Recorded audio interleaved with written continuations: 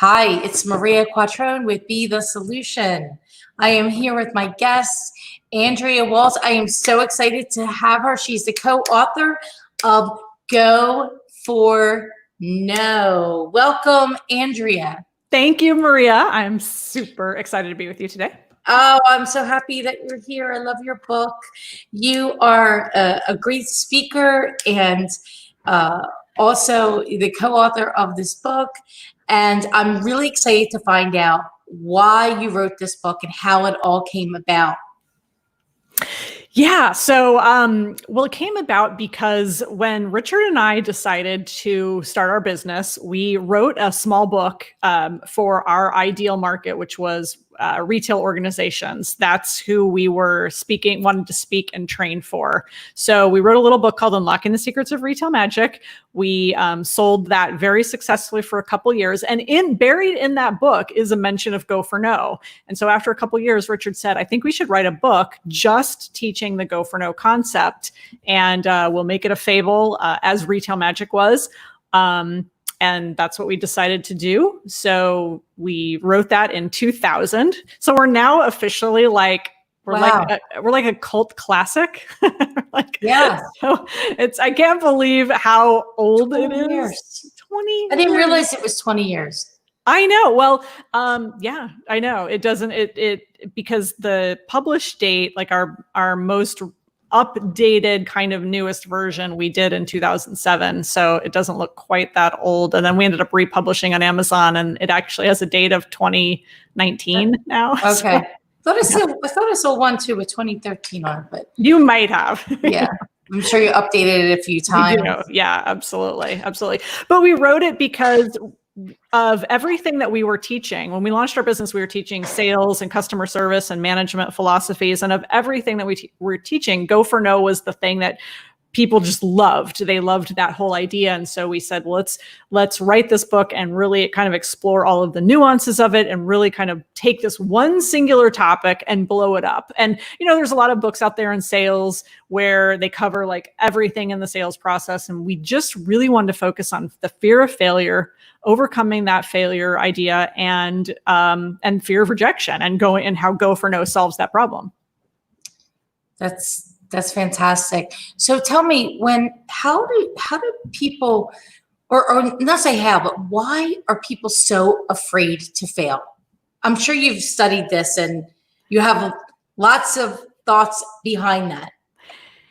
Yeah, I mean, in our own experience and just talking to so many people, I think that we're all taught and trained from a young age and in society to be successful, to avoid failure. And of course, we all know that children are really good, right, at failing. They have no qualms about failing. Like when you are trying to learn something as a kid, you want to learn how to ride your bike, you fall off as many times as it takes. You don't care if you look foolish in front of other people.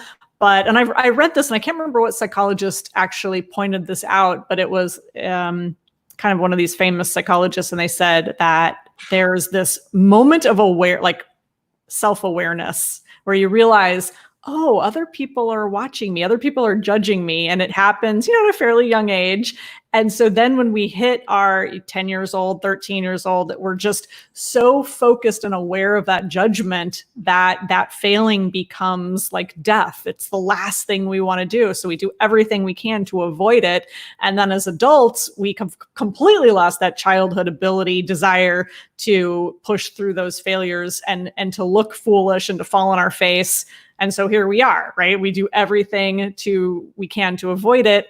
And by avoiding failure, we really avoid all these great opportunities and opportunities for success. Yeah, we avoid success. I don't know how else you can be successful without failing. Does it happen? Yeah, I mean, you tend to not success your way to success. You tend to fail your way to success, right? You have to start somewhere. And I think there's a phrase, I don't know who said it, but in order to be great, you have to be good. In order to be good, you have to be just okay. In order to be okay, you have to be bad. Everything starts with being bad. I often say that we really have to reparent ourselves. We have to be willing to kind of treat ourselves like we would treat a kid who was learning to do something. And we would never say to a kid learning to ride a bike, like, oh my God, I cannot believe you fell off again. You're such an idiot. You're never going to get it. We would never do that. In fact, we're way supportive. And yet as adults with ourselves, we're so demanding and so everything has to be perfect and we have to get it right the first time. And that creates so much pressure and so much stress that you don't even really want to move forward often. It paralyzes people, right? I mean, you see that a lot. It's like hard for people to get back on the horse, right? Knowing that they know they're going to fall off again. But how part of that is what you teach, right? You're teaching the process. So what does that look like? The process of setting no goals, and like, what does it look like? Yeah. So in the book, we really talk about, we try to demystify this idea of failure. And we say, like, don't call it failure, right? Just be okay with that word. Let's get rid of the notion that failing is bad. It's part of the process. And getting a no is perceived as a failure. So we really kind of conflate the two, this idea of failing and getting no's. We want people to be comfortable with that. And then the idea of no goals really becomes important when it comes time to implement Go for No. Because the whole idea behind Go for No, like the whole philosophy, people always say, like, well, what does that even mean? Like, why would anyone want to go for no? What does that mean? And the whole thing behind it is that yes is the destination, the subtitle of the book, as you know. Yes is the destination, no is how you get there. And so the whole idea is to be willing to intentionally increase your failure rate, to intentionally hear no more often, to up the number of times you're hearing no. So the way that you implement that is by setting no goals, is by setting a goal for the number of no's you're going to hear in a given day or week. So it could be just saying, like, instead of what we normally do, which is, I'm going to try to get a yes today. I want to get one yes. I want to get one appointment. I want to get one meeting, whatever. It's saying, how many no's can I get today? And in the process, I will get the yeses. In the process, I will get the appointments. I will get the meetings. I will get what I want. But I'm just going to try to see how many people will tell me no to this. And just to be clear, like, this is not sabotaging, right? You're not trying to sabotage and say, like, well, that's easy. All I have to do is do a really crappy job and no one will meet with me and no one will say yes to me. No, you're trying to do the best job you can. It's just that, so it's not about expecting a no, but it is about accepting a no. That acceptance is part of the process. So you say, I'm just going to try, go out there. If I get a no, great. If I get a yes, great. But my goal is to see how many no's I could get before stopping at the one yes. So speaking of that,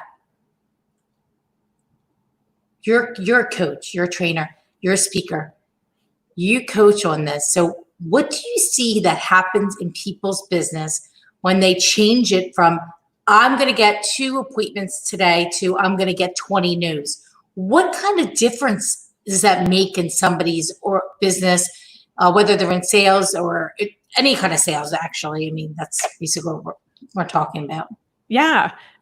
It's completely different. I mean, it was completely different for Richard and I when we have applied it. We applied that when we launched our speaking business and we were sending packages and trying to get 4 yeses a month.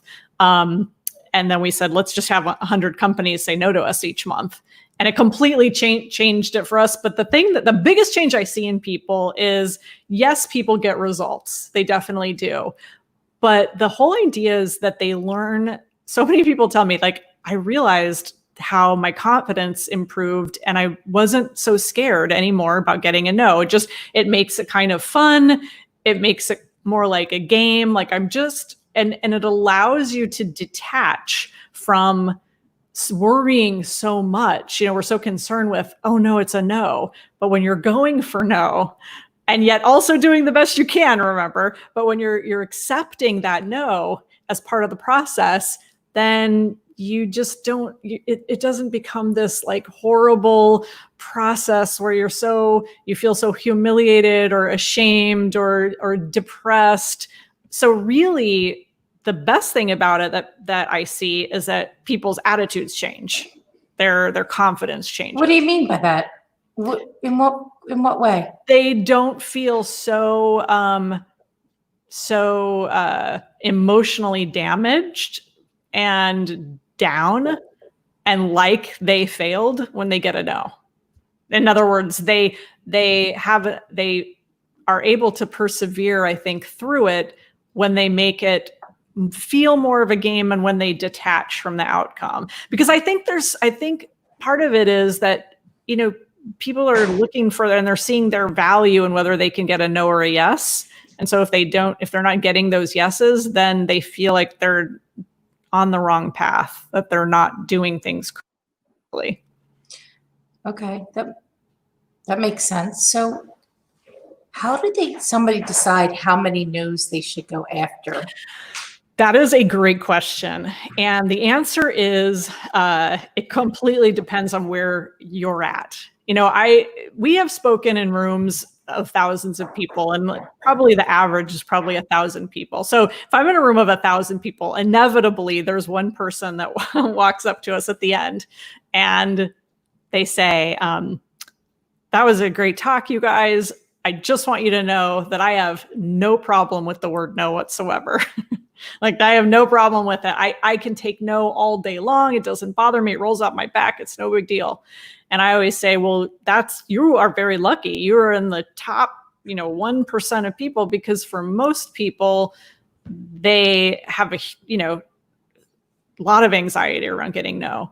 And so there's always like that one person who has the problem with it. And then the rest of us are kind of the average people who just have to fight our way through it, right? And that's really what we see is working through that type of personality where you don't let that anxiety get to you. You really have to have a no awareness. And then you can figure out, okay, so what should my no goal be? If I'm not going to be just completely focused on the yeses, and if you're not one of those people, if you're not like, if it just doesn't roll off your back like the top 1% person, can you set a no goal that is challenging, but is not, that won't completely debilitate you?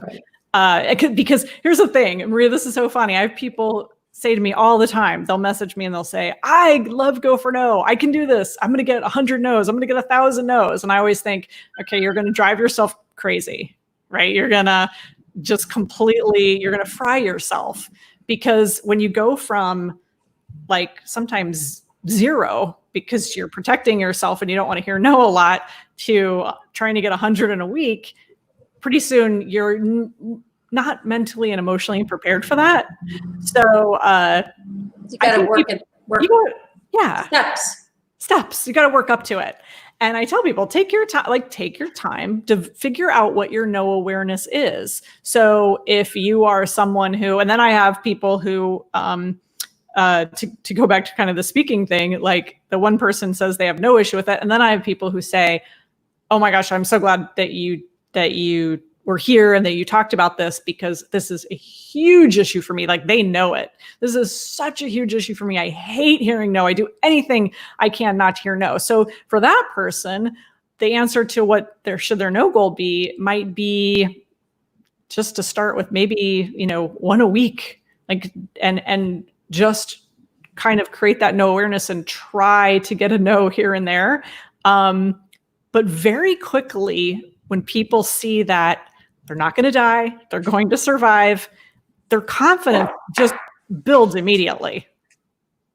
Well, that's what's important, is that building that confidence, because we get confidence, then we're like, oh, okay, I can do this. And then you have more confidence. And that's why it's really important, right, that when you are going for that no, that you continue to get that momentum. And then when you're getting the confidence, you continue to go, because it then gives you more confidence and you have more excitement. I think that's I've seen that happen. Absolutely. That momentum is so key. My favorite quote from Jack, one of my favorite quotes from Jack Canfield, I have a ton of them. But when we interviewed him for our Go for No movie, a decade ago now, he said, self-confidence is as he defines it, he says, is the successfully survived risk. And I love that, because when you go for no and you say, okay, I have this moment, we call this a go for no moment. This isn't in the book, by the way. Something that we talk about now these days is the fact that in every business, there are these go for no moments where you know what they are, right? Every business has them, where you have that moment, that opportunity where you need to either close the sale or you need to ask for the appointment or whatever. And, that is that risk. That is that moment where if you can successfully survive that risk, so you ask and then you get a no, or you get a yes, or you get a I don't know, not right now, I'll call you next week, whatever. But when you survive that successfully, I think that's the confidence builder. And if you do that enough, then you do start to numb yourself to no. If you do get enough no's, you start to numb yourself and you say, wow, this is all survivable. It certainly is. I'm curious, what is going on now? You work with a lot of different organizations, and this has been some challenging times for most people. And so what are you doing differently now than before with your clients and these companies that is able to push them and things forward? Right. So our business model is really kind of two pieces, especially when it comes to Go for No specifically. And like we talked about before we went on live, we have a whole publishing company, which is a whole other thing. That's a good thing. It's a good thing. And for our business, I mean, speaking basically completely went away. And then after a couple month or two, companies, our potential clients and our prospects realized, okay, we're going to have to start, we want to have events, they're just going to need to be virtual. So we're able to do some work there and train people and speak virtually. I don't do any personal coaching whatsoever, but what we did do was we decided it had been, actually I have them right around my desk here. We decided it was really time to create some tools. So we created a couple fun tools I'm really excited about. This brand new is called the Go for No Challenge, which is that a workbook? It's a workbook. Yeah, it's called the 21-Day Go for No Challenge, and it's got these tracking sheets so you can track. You know, I'm sitting here talking about counting your no's and all of this.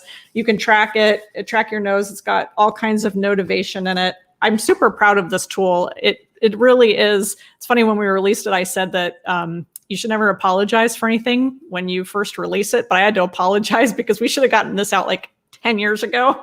It's a great tool. So you had time to get it done. We had time to finally focus and get it done. And Richard is he's really the creative genius of the two of us. I rely on him to kind of be the creator of the meat of things, right? And so I'm over here going like, I need you to do this workbook. And that's great. That's what makes a great partnership, right? It does. And then we made this one too. This is the Go for No Leader, which is something that we wanted to get out for a long time. And we also made this we made this a workbook as well, because we didn't really want to make it just a book that you read. We wanted to make this almost like a coaching guide. So there's questions in here that, I mean, I guess you could really ask yourself these questions, but it's really for somebody who leads a team. Like, how many no's did you personally obtain yesterday, last week, last month? Tell me about a time in the past month when you pursued a no and it eventually became a yes. And all kinds of coaching questions here that you can ask people, because that is like you were asking me, what am I doing to support? Well, probably the biggest thing is that people need ongoing reminders. And as leaders and managers who manage a sales team, they need to have these tools so that it's like everybody reads Go for No and they love it. And then it's like, okay, let's not let this die. How do we keep this going? Right. And it's the leaders and managers who have to be asking the questions and reminding people, hey, we're a Go for No organization. So let's be going for no. Yeah, it's definitely a tougher time for, I think, leaders in sales organizations. Absolutely. For sure. It is. I mean, we're all now, it's the craziest, weirdest. We're all navigating like a whole new reality. And, it's funny, like Richard and I talk about as a couple, how I think most couples can probably relate to this. Like when one of you is having a bad day or feeling off or even like really bad and just kind of spinning out of control, it's always really helpful when the other person of that couple is grounded and feeling good and doesn't have any issues, right? And so as couples, I think a lot of times you kind of go back and forth, like one person needs the other person. But then with this coronavirus, everyone at the exact same time is having their bad moment, right? Like everyone at the exact same time.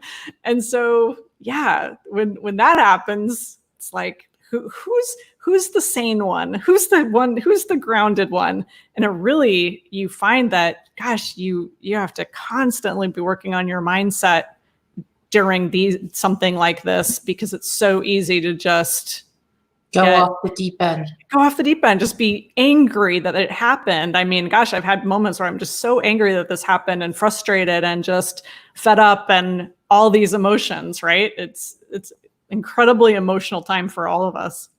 Yeah, it certainly is. I think it's important right now, I think, to go back to basics. So I wrote a little post the other day, Andrea. I was thinking, I was mad. I'll be honest. I mean, I was pissed off. 80% of my way I conducted my life and business had to change. So no more out. So business to me was networking, right? It's harder for people to say no when you're in their face. Right. Absolutely. Networking, one-on-one lunches with people, breakfast, events, luncheons with the different organizations I'm involved in, just being out and about, going to more properties and, charity events, seminars, conferences that I would go to 4 to 5 a year. That was like my free time. I get to see my friends from all over the country, all these great real estate professionals, right? Now it's like in my office, I bring my lunch usually from last night's dinner, right? Or make this out. And Zoom is the conference. So what can people, I know I'm not the only one, right? There's, right. So what do you think? What can people do right now to get their mindset like, okay, we got this. What's some things that they can do utilizing these tools that you have to help them kind of clear the cobwebs out and say, okay, if I haven't changed already, right. We have, but other people haven't changed already. They got to do it now. Yeah. Right. Well, and I mean, I'm no expert in this because I'm learning my way through this like everyone. This is so unprecedented. But what I have found is that if I let myself watch the news and kind of stew in the negativity, and that can easily spiral, and you have to almost overdo the positive stuff. And that means consumption of positive things, right? And even if you don't feel like consuming positive mental attitude stuff, watching things like this, even when you don't want to do it, because you'd rather just kind of allow yourself to, you want to wallow. Yes. And have that pity party. And but if you want to get out of it, the only way to get out of it is to shut that stuff off and to listen to something, because your mind is so powerful and your mind is controlling everything. And you know that, and I think I actually heard this from Tim Ferriss, and this is so true, that if you've ever listened to a song that is really, it's like one of your like sad, depressing breakup songs, it's one of those songs where you hear it and you just like, it could almost make you cry just instantly listening to the song. I think of Air Supply now. Yes. Oh my gosh. Totally Air Supply. Absolutely. Let's see. Hard Habit to Break by Chicago. Yeah. It's like a tear. So, and you listen to that and you could actually be in a great mood and listen to those songs and start crying. And that's how you know your emotions are completely malleable. Like they're so flexible. You're just, it's like, so whatever goes into my brain, that's that's how I'm going to feel. That's how I'm going to behave. If songs can do that, then you have to, that content works. So you just have to just change up the content. You have to be putting it up. Yep. Putting better out there. So what I said was, because I don't listen to the news, right? And I have a pretty strong mindset, but we all can get off track for a minute there. It's the difference between how long you get off track and get back on track is where the magic happens. Because if you can let yourself be mad for 10 minutes, but if you let yourself be mad for 10 days, that's a problem, right? So yeah. I was thinking about this the other day. I was thinking when I was 10 years old, going back to basics. What did I do that was fun? Rode my bike. I read a lot of books. I went to the beach. I did things that made crafty things. I did things that made me happy. And went back to, so I was thinking about that. I'm like, we're used to just having so much more, right? That was a very simple life. But if we can go back to the simple things, and I think that's in business, it's the same thing, right? Pick up the phone, call people, get those no's. No. Keep moving. It then will give you what we were talking about, that confidence, and that in itself is going to help change your whole being and your mindset. Absolutely. Yeah, back to basics for sure. I mean, back to basics in life, because the external is gone. I mean, living here in Orlando, one of my favorite things to do is I have a Disney annual pass. So I'll pop down to a park for like 90 minutes and just walk around. Fun. Fun. That spurs some creative juices. Richard, does he like that too? Not as much as I do. Oh. I force him to go. He will go, but no, he does. But he likes it. He likes the park to be absolutely as empty as possible. So we go at like the crack of opening. But I mean, I'll go at any time and walk around and whatever, because that's just. But when those things are like everything's shut down, yeah, you talk about back to basics, and I think even for selling, it's back to basics. It's old school. It is calling people on the phone, and even though we now have Zoom and all this technology, it is reading books. It's all of kind of that. Well, we played cards for like days on end. We would play cards, which was fun, right? So some of those basics I think are worthwhile. Well, I think we're lucky now because we have Zoom. What would we do 10 years ago? Oh my gosh, I can't even imagine. And we didn't have podcasts 10 years ago. Right. Now this gets turned into a podcast. Yep. How did you get involved in all this, Andrea? How did you get into what you're doing now? What did you used to do? So I was well, let me go back even further. So I got my Bachelor of Science in Criminal Justice. And while I was doing that, I was working for LensCrafters. And I kind of came to a fork in the road because there weren't a lot of spots for what I wanted to do. I wanted to be a crime scene investigator. That was like my dream before the show even launched. There was no CSI. It wasn't even on TV back then, but that's what I wanted to do. But that's a very specific position. And it was very competitive. And it was one of these things where they said, you could maybe become an intern, work for free for a few years, and then maybe a spot will open up. In the meantime, I was working at LensCrafters, and they were wanting to promote me to assistant manager, and then promotion. And so I said, you know what, I'm just at this point, I'm ready. I love the idea of being a crime scene investigator.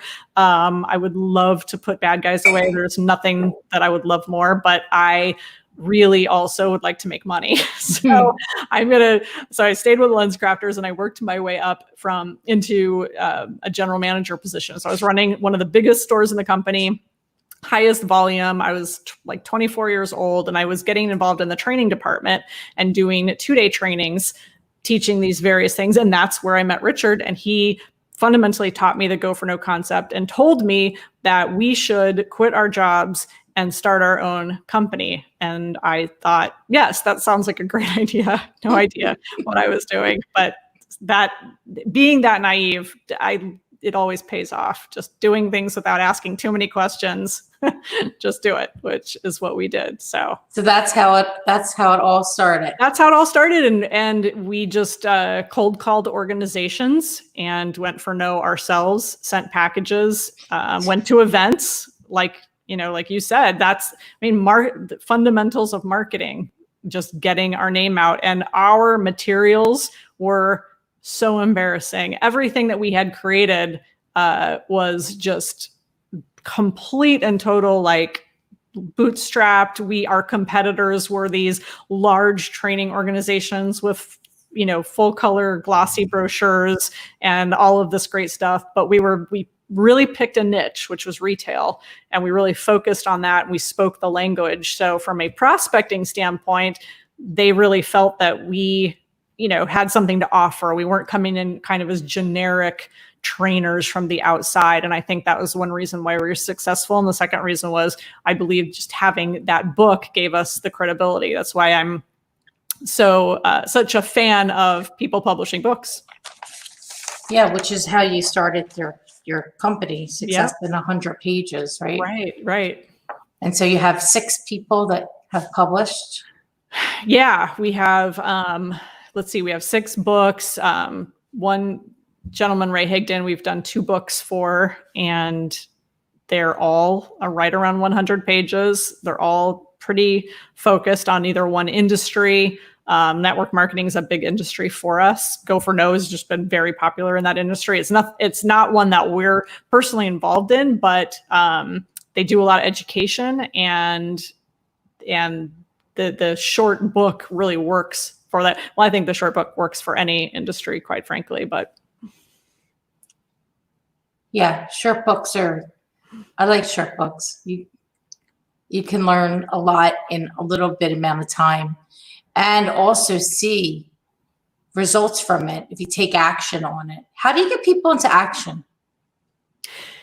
Yeah, that's a great question. I think that it requires a couple things. One is give people simple, implementable things to do. And from a Go for No standpoint, it's just telling people, hey, just set a no goal, see if you can hit it.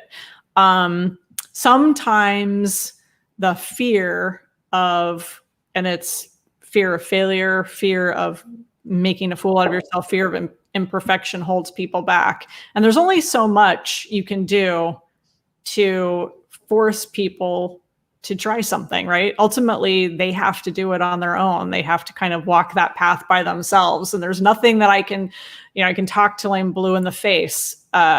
The only way to get rid of fear, of course, we know, is through action. It's the only way, because there's no way you can talk at people all day long, right? And they won't change their behavior. Yeah, they just have to take action. So, and I think the other piece to that, and why the action is so important, is people have to believe that something works. I don't blame people for being skeptical of anything, especially these days, right? Everything that comes out in the world, people are like, does that work? But I think there's a certain amount of belief when people realize that yes and no are really the opposite sides of the same coin. It's why we spend a lot of time kind of building a case for go for no, trying to convince people so that they believe it enough to just give it a try. That's really what we want, is we just need people to believe it enough. And it is quite a counterintuitive concept. But when people think about it logically, and we explain it as we do, which is, you can't have one without the other. Yes and no, opposite sides of the same coin. If you want to get more yeses in your life, you need to hear more nos. And the irony is, as Chris Widener said in our Go for No movie, then the better you get at hearing no, the fewer no's you will hear. That is the irony. Eventually, your skills will improve. You will see the gaps in your process and you'll figure it out. And then you won't hear so many no's. But at first you will. That's the whole process of learning. It is the whole process of learning. When you sent out 100 packages, what were you were going for? You were first, you said in the beginning, you said we wanted to get 4 a month. Mm-hmm. But then we decided we were going to send out 100 packages a month. So I want to go back to that. What happened? 100 no's a month from companies, because we were B2B, like we were going after retail organizations. Yeah, we had more business than we knew what to do with. We didn't even actually hit, we would get like 67 no's, and Richard was the deliverer of all of our training back then. And I was the marketer. So we would do that. And then we'd eventually say, okay, we physically can't deliver more training. And we had no interest in kind of building a retail training empire. So we weren't hiring more trainers. It was sell it and deliver it. That's fundamentally kind of how we were. That's just how we wanted to operate, in part because so much of what we were teaching was based on stories and analogies and things that we were doing and we had tried, and Go for No, which is Richard's story, that we kind of wanted to just own that content. And so we were the deliverers of that content. So that's amazing. So you are an example of actually doing the exact same thing, and you could not even handle the business that you had. Oh, for sure. Yeah. And whenever we would get out of that and we would get into just kind of, and this is true for, I think, a lot of service providers, you get into just delivery mode. You're not into prospecting. You're not into sales mode. You're just delivering on the sales and the promises that you have made. Then you turn around and go, oh, the phone's not ringing. Where's the business? Okay, you have to go back to the prospecting. You have to go back to the Go for No behaviors that work, and start filling up your pipeline again. So, I learned that lesson more than once. Oh, wait. So wait, you still have to prospect, you mean? Oh, yeah. Oh, yeah. You mean all the success and you still have to do it, Andrea? Still. Oh, wow. Just being... Yeah. I say that to people all the time. I think, you never arrive. You just continue to evolve, and things different. And right. It's like, what things can you do differently? Or do you go back to the same thing? Do you go back to the basics? Right. Because we can keep switching things, but you know what? There's no consistency in that. Mm-hmm. Yeah. Consistency is so huge. Absolutely. Just being consistent. I say, listen, what I do is very boring. It's like, what? I'm like, it's the same thing every day. Yeah. You call on the people, you're emailing, well, we do all three. Call, text, email. Yeah. New people. The people we have, we know which one they like to be contacted because we're working with them. But new people, call, text, email. Because we don't know how people are going to want to respond. Now, luckily, we have the 3 ways to connect with people today. Right. We didn't have that before. With our CRM, you could do all 3 at the same time.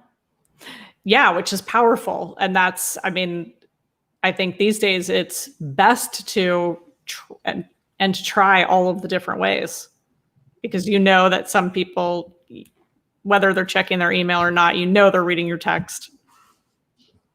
So when do we, When do we know that we should stop asking? Oh, that is a really good question. So so my advice on that, and that's a common question I get is, big part of Go for No is about being persistent. It's about persisting through the no. No doesn't mean never. No means not yet. We say that a lot. That's right. Right. When does he think you might be pushing? We don't know. Right. We don't know because we don't know where the line is for someone, right? We don't know. The line for some people is much different than for others. And the problem is that if we're so afraid to ever cross that line that we stand all the way over, yards and yards, miles and miles from it, just so we don't ever accidentally cross that line with someone, that's a big problem. I will say this, if someone is qualified, like if somebody has interest, they've expressed interest and you know what it is they want, and let's just say it's a timing issue, or maybe it's a money issue, or maybe it's an issue where they've got something, but their circumstances will change. We just don't know when, right? There's all of these things. The answer is you don't give up ever, right? You keep pursuing them as long as they stay qualified, and you keep offering them value and checking in and trying to help them until eventually something changes so radically that they're no longer a qualified prospect or whatever. And as long as you're, I think, helping them in their interest and you're kind of doing it, you establish a good follow-up system that's reasonable for your industry, then you just stay in touch with that person and you don't give up. It's forever. It's taken we've landed some clients that I wanted to work with it's taken years. 9 years is one of them. Took 9 years to go. 9 years. Tell me about that. Why 9 years? I don't know. They tied up in another company, or just took that long? Wow. You must have, that's a long time to be persistent. Yeah. But I mean, I knew that I wanted to work with this company and I knew they weren't going anywhere, and neither was I. So they were just like, there'll be some company eventually that'll be 15 years because I still have some that I'd like to work with, and it's been that long. So then that'll be my record. That will be your record? That'll be my record then. Oh my God. I'm not giving up. So from a sales perspective, do you make a target list? Should people be making a target list of their customers that they want to work with, clients that they want to work with? Definitely. Not only that, we have a list because we have decided on a few different industries that we want to work in. Which ones are they outside of retail? Like primarily it's retail, direct sales, insurance and financial companies, franchises. Those are the big ones, and real estate as well. So, I mean, those are really big industries, and I continue to find different companies in there and work on figuring out, okay, who do I need to kind of get to know in those companies? And that's a whole process, which is obviously super helped out through social media, and to be able to connect with people differently. So you don't have to just do the old fashioned, cold call, which I used to do. And used to have to call and ask for the vice president of HR and pretend like I knew who that was. And then I didn't. And then I'd be like, oh yes, Karen, that's right. Is Karen in today? Try to get through the gatekeeper. All of that has changed now. So technology has been really helpful, but also because it's changed, there's so much more of a wall put up because people know that they can be found so much easier. So that's good and bad, right? So it's easier, but it's harder. Yes. Because I think it's easier to be found easier. Right. Right. You can go on LinkedIn. I mean, LinkedIn is right. You can find the people there, just like figuring out how to then you get there, utilizing that social media, which is probably, I would think, a key place for you to be. Absolutely. And you can go for no on social media as well. In fact, I see really interesting business deals happening on Twitter, like in real time, where people are talking to each other. We should do this. We should do that. And on Twitter. Yeah. Really? Yeah. Yeah. In fact, there was a really funny one. I say funny because it was, I'm going to screw this up. It was Marcus Lemonis, who is the CEO of Camping World. Yeah. And he wanted to produce some kind of RV with the guy who owns, it's like a competitor to Tesla. It was like I think he owns like an electric type of RV. And anyway, these two CEOs are kind of going back and forth on Twitter. And the one guy says to Marcus Lemonis, "You reached out to me? I don't know about this." And he's like, "Yeah, I would love to build this with you." And he's like, "Yeah, so would I. I'll do a $5 million deal with you, like right now. Just call me." I mean, this literally is happening on Twitter. Wow. So I better get on Twitter. There's things going on Twitter. And a lot of complaining. But my point to all of this is that you can go for no on social media. You can reach out to people and comment and ask, whether it's Twitter or Facebook or anything. So it's everywhere. It is everywhere. It is everywhere. It's a life philosophy. Yes, and you are living it. I am living it. I'm living it. I mean, and I'm very aware of the things that I still want to have happen that I'm not going for no on, that I know that if I would just go for no, they would happen. So has this experience through COVID allowed you to think bigger, Andrea?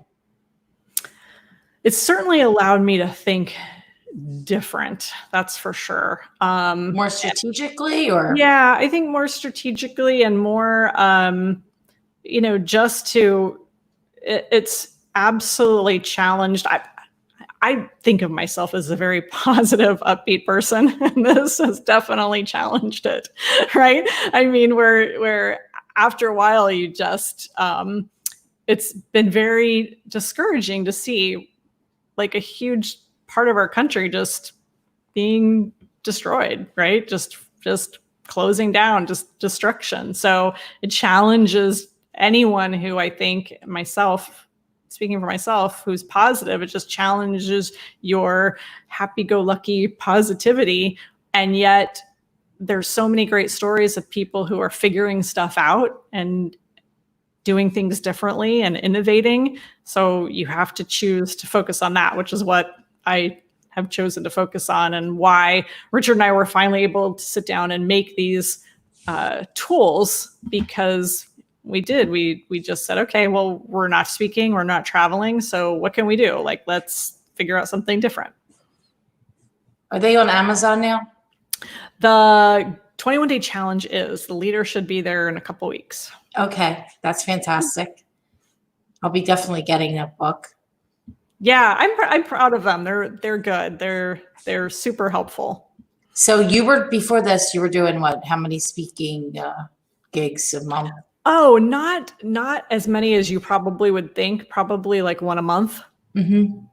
And really just filling our time with. I mean, I do a lot of Go for No, promotion of Go for No, Notivation, just online anyway. So a big part of what I do on a daily basis didn't change, from whether it's just being on social media, creating, writing blogs, being in our private Go for No Facebook group, all of the stuff that is done online. I mean, that didn't change. That all stayed the same, right? That's great that you had that already. Yeah. And I think that because that's being able to have those connected already, right? Mm-hmm. Yeah, absolutely. And the other thing that has changed over the years is this whole idea of Go for No has kind of morphed, even in terms of how I teach it. And I say I because I'm kind of do most of the podcasts. I do most of the videos. Richard is our creative person who just types on the computer. I like to joke that I keep him tied up in the basement. Just create things for me is basically what I say. Here's some food. Here's some food. Write something. Yeah. But even though, like, the way I share it and the nuances that I teach about have changed over the years, like integrating technology.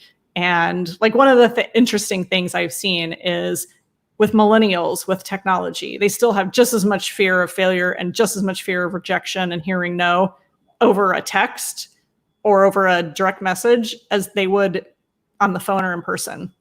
So even though the technology and tools have changed, the emotions and the same issues that we have with Go for No are still exactly the same. So the delivering it via email isn't any Hasn't better than nope. delivering it on the phone, right, or in person. Mm-hmm. So it's still, the whole psychology of it is still the same. The psychology of it is completely the same. We're wired a certain way, right? Like our brains are a certain way that's been millions of years in existence. Right. So it's, or however long it's been, a long time. Long time. A long time. So that's hardwired in our psyche. So, yeah. Which gets passed from DNA to DNA to DNA. So that would be definitely very difficult to change. I think you see success with a lot of the people through the program. And what is a couple things that you see makes the difference? Like success stories, for example? Yeah. Probably the biggest thing is just people who are, I love the epiphany that people have when they read the book. And just, I think there's a big, important idea of, we kind of talked about this in the beginning about reparenting yourself, and how I truly believe that people need to be giving themselves permission to fail. And that isn't done. It's all like, you need to be successful. And what we see on social media is all of the success and all of the accolades and everything. So people are embarrassed about their no's, and they may be ashamed of their failures and the things that didn't work out. And if we wanted to, we should have like cut out like a big chunk of this show so we could go through all of my failures because there's so many. And yet we shouldn't be ashamed of them. So the epiphany. I think people do want to hear it. I don't think people realize, though, Andrea, that people do want to hear it. All people see is the glory. They don't know the story. Right. But when you share your story, you become vulnerable, and vulnerability, you become real, and then you have real deep connection. Right. Yeah, absolutely. So the epiphany of, wow, somebody just gave me permission to fail. It's okay. I can get a no. Is huge. I mean, the reactions I get from people, even before they put Go for No into practice, is just, it's so, I don't know. It's hard to describe. I feel so great when I hear it, because I think, wow, this is so great that this person's perception has opened, and maybe now they'll go out and do something and try something that they weren't ever going to, because they were convinced that they would just fail. And now they see that it doesn't matter, that it's just worth doing. So I am going to try this workbook and this challenge myself. Oh, good. I am. And I'm going to use it in a different way than from a standpoint of sales and real estate. I'm going to use it for in recruiting, because that's my, they said no. Kind of we're all always evolving. What's the next thing? And I say this to people, I think you're never there, right? If you're not continuing to evolve and go to the next, next level, whatever that means for the person. What is that? Oh, are you afraid to call that buyer, that seller? Now, people could tell me no. I'm like, whatever. I'm probably one of those people that don't care about that no, but there are other no's I care about. So I'm not that person, because I don't have enough confidence to not care. Mm-hmm. in that. Yeah. So we all are at different places in our lives, different journeys. Absolutely. Well, I think the recruiting idea is perfect for this book. In fact, we even mentioned that recruiting is a big. There's so many no's in recruiting, right? And yes, recruiting requires probably more than most things that positive persistence, because people do change and they do the little molehills where they are now turn into mountains, and they finally go, you know what? I'm out of here. I want to try something different. So if they're somewhere now, right? Oftentimes that will be the differentiator, and they'll come over and they'll try something different. So recruiting, huge. Go for no idea. Yep. That was the light bulb that went off during this conversation. Absolutely. I learned something new every day. Still learning and growing. Good. Right. Yes, absolutely. Me too. It's ever changing and ever evolving. And yeah. I think that getting this book in front of more people, and everybody needs to know it, right? It's not just salespeople. Oh yeah. No, it's definitely, it's everybody needs to have the courage to ask in whatever capacity that may be, in whatever area of life. It is an important skill. I think that once people can get through that, then the sky's the limit. Yeah. The Definitely. sky's the limit. I'm sure you've seen the success of the clients and how their business went from maybe not doing great to very, very successful financially. And it's just through these simple steps of taking the action. Right. Which is very exciting to see. That's probably very rewarding for you, I would imagine. It is, definitely. I mean, yeah, it's so rewarding. The financial results that people share with us, the epiphanies that people have, the emotional, psychological changes that people have. It's super rewarding. It's almost, and I the only weird thing is that I don't like getting credit for it. It's weird because I always have to tell people, you're the one who, I mean, I suppose we can take credit for writing a good book and writing a compelling story that people enjoy, but people who get results is completely because they took action, right? There's a lot of people who read it who go like, I didn't get it, or yeah, I'll try it, maybe. The people who take action, get the results, deserve all the credit. Yeah. And that's great. So I'm going to switch gears for a minute. I just want to see, are you favorite podcasts that you're listening to? Oh, favorite podcast? Probably Tim Ferriss. Yeah. I don't listen to a lot of them. I'm just such a reader. I'm such a reader. But what are you reading right now? And a YouTuber. What am I reading right now? My own script, actually. We're redoing our Go for No course, so I'm reading my own script. Yeah. That's a lot of work. Yeah. So that's what you're doing in between things like this, right? Yeah. I'm reading this book by Ryan Levesque. I just read Ask, and now I'm reading Choose. Yeah. How is it? And I just started listening to Tim Ferriss myself. I've read several of his books, The 4-Hour Work Week, and I have I can't even think of the name. It's right here, the Titan book. Tools of Titans, yeah. Yeah. So I just use that as I just open it up and see what page would I like to read today? Yes, I just go through and see. That's how I use that book. So I haven't read the whole book, but right. I love listening to podcasts, and there's just not enough time. Or I'm not making enough time, let's put it that way, in between Be the Solution Zooms, Right. clients, recruiting, Yeah. staff, bills. Right. Oh, I have Yeah. a husband. Right. You know, he likes to see me Every sometimes. now and then. Yep. Right. We have to remember about our personal life. He does work, we work together. So, but he does a separate thing than me. So we don't see each other all the time, but during the day, we, got to keep it moving. And I love the book.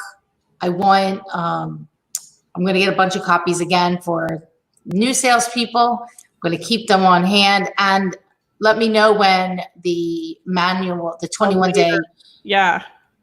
challenge one comes out, because I would love that for myself. I'm also going to get the 21-day go for salespeople as well. It's exciting, and it's great. You would have not gotten this thing done if our little friend COVID hadn't arrived. Probably not. I mean, it was on the radar screen, but yeah, it definitely was like, all right, well, this is what we're going to work on, and we can do 2 of them. So Yeah, well, that's fantastic. I love it. I love it. I really appreciate you taking the time out today, Andrea, to be on Be the Solution, and I am grateful and appreciative for that. And I think that this was a great session for people to listen about, you know, some basic sales principles, and, you know, take it and go for no. thank you, Maria. And I super appreciate being with you too. And all of your Go for No support over the years. Thank you. It was great. Great to see you. Have a great weekend.